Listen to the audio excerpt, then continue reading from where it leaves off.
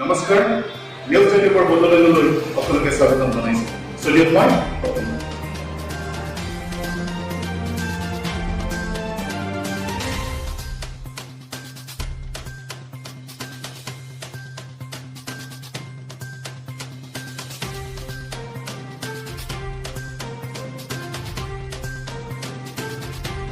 এনে এখন আঁচনিৰ বিষয়ে আমি আজি যুগতাইছো এক প্ৰতিবেদন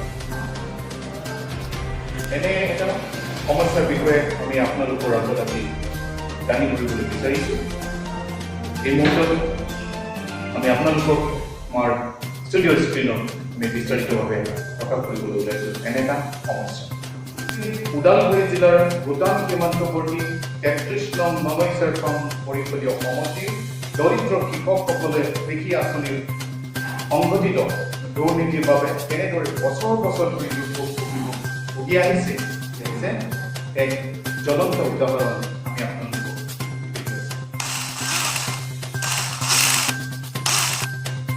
যিটো আমাৰ শশা বান্ধ বছৰে আমি 3-4 মানে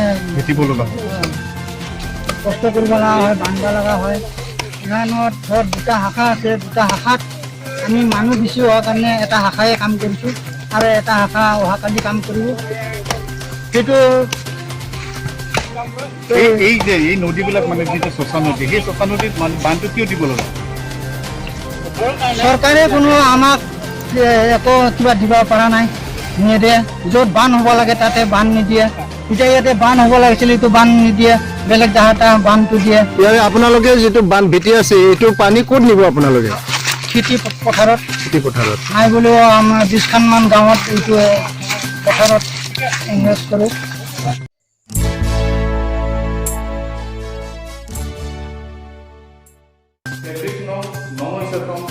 সমষ্টিৰ অন্তৰ্গত 2 নং সোণাজুৰি গাঁৱত থকা শশা নদী এটি দুখৰ বিষয় কৃষকসকলৰ বাবে আৰু এই কৃষকসকলৰ কাৰণে এই নদীখনে কিন্তু কেতিয়াবা আশীৰ্বাদ স্বৰূপে পৰিগণিত হৈ আহিছে।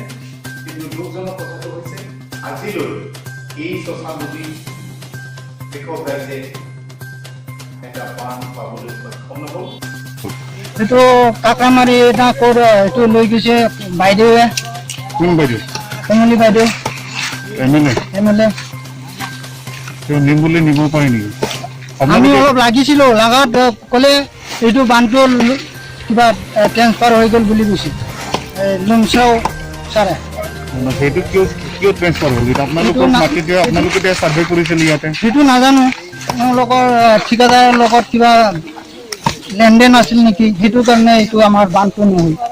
অসম চৰকাৰ কিংবা বিটিএডি প্ৰশাসনেও কৃষকসকলৰ উন্নয়নৰ বাবে কিন্তু বহুতো আঁচনি গ্ৰহণ কৰিছে আৰু এই আঁচনিসমূহ কৃষকৰ উন্নয়ন হোৱাকৈ যি স্থানত হ'ব লাগে সেই স্থানত নিদি আন ঠাইত বহুৱাই তেখেতসকলে কোটি কোটি টকা ৰাজভঁৰালৰ ধন হজম কৰা আমি দেখিছোঁ।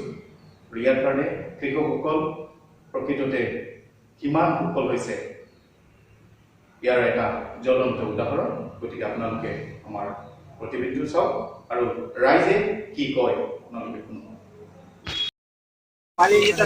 মানে এতিয়া মই ক'বলৈ গ'লে আহে চৰকাৰৰ পৰা, কিন্তু চৰকাৰৰ পৰা অহাবিলাক যিমান এই বান্ধৰ পুঁজি যিকোনো আঁচনিৰ পৰা আহে সেই আহাটোবিলাক আমাৰ নেতা পালি নেতাই মানে হজম কৰে, নিজৰ পকেটৰ হেৰি কৰে, ৰাইজৰ দ্বাৰা কাম কৰে। কাৰণ কোৱা কথা আছে আপোনাৰ ৰাইজে নখ জোকাৰিলে কাম নদী বৈ যায়, সেই কথাকে তেওঁলোকে ৰাখি যিমানে হেৰি চৰকাৰৰ পৰা আঁচনি নাহক কিয় আমাৰ এই কৃষক ৰাইজৰ কাৰণে গোটেই মানে আপোনাৰ সফল আছে, একো নাই।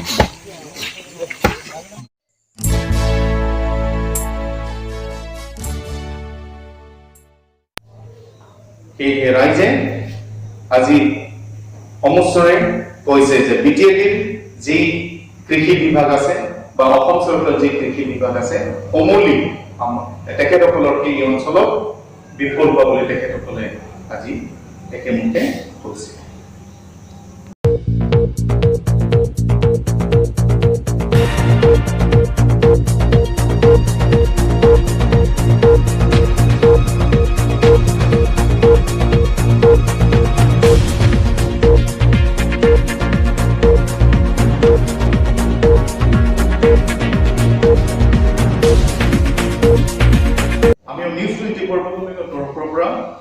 অনুৰোধ জনাইছোঁ, আহ্বান জনাইছোঁ অসম চৰকাৰ আৰু বিটিআইডিৰ কৃষি বিভাগলৈ যে ৰাজ্যৰ উন্নয়ন হকে সাধাৰণ কৃষকসকলৰ উন্নয়ন হোৱাকৈ এটি বান্ধ নিৰ্মাণ কৰি দিয়ক। যিহেতু অসম ৰাজ্য বা ভাৰতবৰ্ষখন কৃষি প্ৰধান ৰাজ্য বা দেশ, গতিকে এই কৃষি প্ৰধান কৃষকৰ উন্নয়নৰ কাৰণে যদি কোনো ব্যৱস্থাই নলয় তেনেহ'লে ৰাজ্যখন আগবাঢ়িব কেনেকৈ। গতিকে আমি আহ্বান জনাইছোঁ কৃষকসকলৰ উন্নয়ন হোৱাকৈ এই ৯৬ চনত এটি সুন্দৰ বান্ধ নিৰ্মাণ কৰি কৃষকৰ উন্নয়ন কৰিবৰ কাৰণে আমি আহ্বান জনাইছোঁ।